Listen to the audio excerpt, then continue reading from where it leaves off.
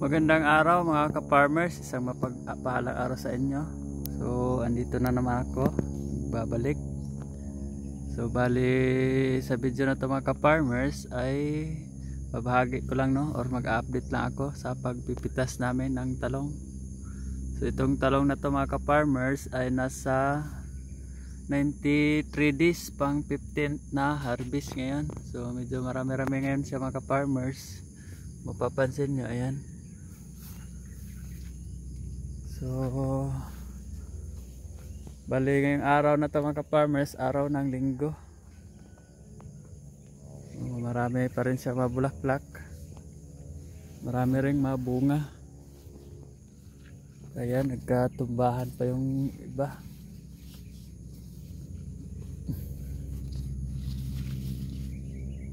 Ito yung kahirapan ng mga ka-farmers pagka sobrang laki ng mabunga dahil nababali ang sanga. Yan, kita niya yan, kabali-bali. So sobrang dami niya ngayon mga bunga mga ka-farmers kahit walang ulan. Mahigit isang linggo na rin yung walang ulan dito mga ka-farmers. Hindi naman sa sobrang init, ang problema lang walang ulan, kaya hindi siya masyadong makakuha yung mga bunga talaga. Dapat expected nito, marami na sana mapipitas ngayon kung nakaulan lang.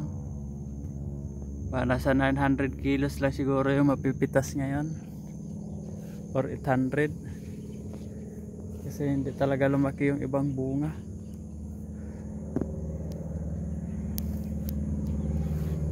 So marami naman sa mga bulaklak mga ka-farmers. So sa may nagtatanong mga ka-farmers kung anong gamit ko na abono, marami rin kasi nagtatanong. So ganun pa rin, Omega. Sa sinaluan ko ng potassium humate para magaganda yung ano. So naglagay na nga rin pala ako ng kuan nito, abono na kuan winner, ayan yung Yara. Nilagyan ko bawat puno, kaso hindi naman siya natunaw dahil ayan, hindi naman siya umulan. Sinuportahan ko lagyan ng Yara kasi sobrang bibigat kasi ng mga bunga, nababali, kaya nilagyan ko ng Yara para maging malaki yung mga sanga. So tingnan nyo sa isang sanga, ayan, 3 yung bunga nya, kaya paglaki nito mababali na naman to. Yung kahirapan pagka kuan, kaya kailangan suportahan ng abono. Malalaki naman, malalaki rin naman yung bunga niya, pero mas maganda talaga kung nakaulan kasi magiging maganda yung bunga. Wala na kasing ulan dito mga ka-farmers, mahigit isang linggo na talaga. Yan. So yung kuan, fruit borer at saka shoot borer, hindi pa rin nakapasok dito mga ka-farmers, no? Wala pa rin nakapasok na kuan dahil sa kay Optimax. So ang daming mabubuyog, ayan.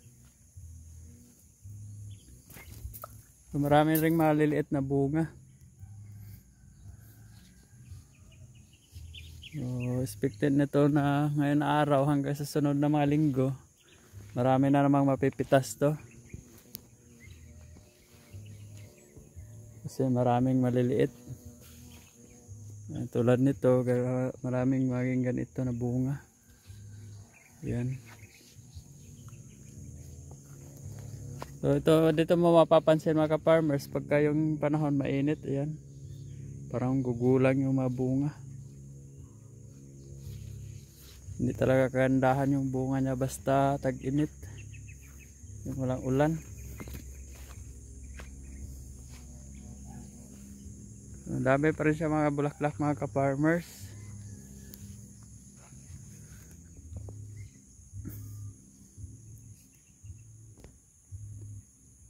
Ayan. So may mga nagtatanong sa akin kung anong guide sa abono. May tanim ako na atsal ngayon na bago. So ang ginagawa ko mga ka-farmers, pagkatapos kong tanim, kung sino man may nakapanood ng video ko, tapos ko magtanim ay kinabukasan nag-abono ako agad. Kaya mabilis lumaki yung mga halaman.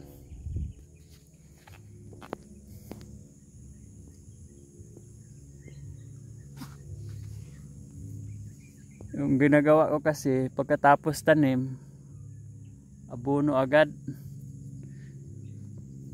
Kaya yung halaman mabilis lang makapag-harvest.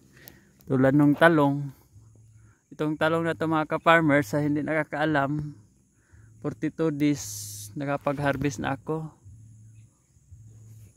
Kasi mabilis lang kasi siya makabunga. Pagkatapos mong tanim, abono agad. Bilis kasi lumago yung halaman. Pagka 4 days, abono na naman. So ang gamitin nyo na abono mga ka-farmers, pagka unang tanim, kung halimbawa mag-abono kayo agad, yung 1846 lang na abono. Tapos pagka 4 days, yung calcium nitrate na ang gamitin nyo, yung Tropicot. Pagka 12 days, abono na naman. So ganun ang dapat yung gawin mga ka-farmers. Tingnan nyo, saglit lang bubunga na yung mga halaman, kahit anong halaman, kahit sa ampalaya. Pagka ganun gagawin nyo, tapos tanim, abono agad, 35 days lang makapag-harvest na kayo nyan sa ampalaya. So ang iba kaya matagal makapagpitas dahil 4 days pa bago sila mag-abono. Kasi sabi nila, kuan daw yung halaman pagka-abonuhan agad. Kasi may stress pa yon, bata pa. Pero sinubukan ko, nag-experiment ako. Ginagawa ko, abono agad pagkatapos tanim. Pero okay naman yung resulta mga ka-farmers. So yung atsal, mamaya gagawa akong video para sa atsal. Ay kita nyo, bilis lang lumaki mga ka-farmers kahit kuan pa lang siya. Nasa Huwebes yun, naglinggo, Biyernes, Sabado. 10 days pa lang siya mga ka-farmers, yung aking atsal, pero may naglabasan na bulaklak. Saka malalaki na rin. Kaya yun yung kagandahan sa pag-aabono ng maaga sa mga bagong tanim. Mabilis makapag-harvest. Kung nagmamadali ka maka-harvest agad, gawin mo, abono ka agad pagkatapos tanim. Hindi naman na-stress yun mga ka-farmers, ewan ko sa iba, pero sa akin kasi tapos kong magtanim, abono agad. Pero okay naman yung resulta, itong talong na to. Tapos kong tanim, kinabukasan, abono. Kaya yun, 42 days nakapagpitas na ako. May mga hindi naniniwala na nakapagpitas na daw ng ganyang edad. Kalokohan daw yun. Pero nasa kanila na yun, kasi yung sa akin 40 days pa nga lang nakapag-pick na ako dito. Pinilian ko na ng malaki yun. Kaya bilis lang magbunga. Yung sa ampalaya naman 35 days. Kung mag-aabono agad tapos tanim, makakapag-harvest ka agad no ng 35 days. Mabilis lang makabawi sa gastos pagka ganyan. So, ganun lang mga ginagawa ko mga ka-farmers no, para mabilis lang magbunga.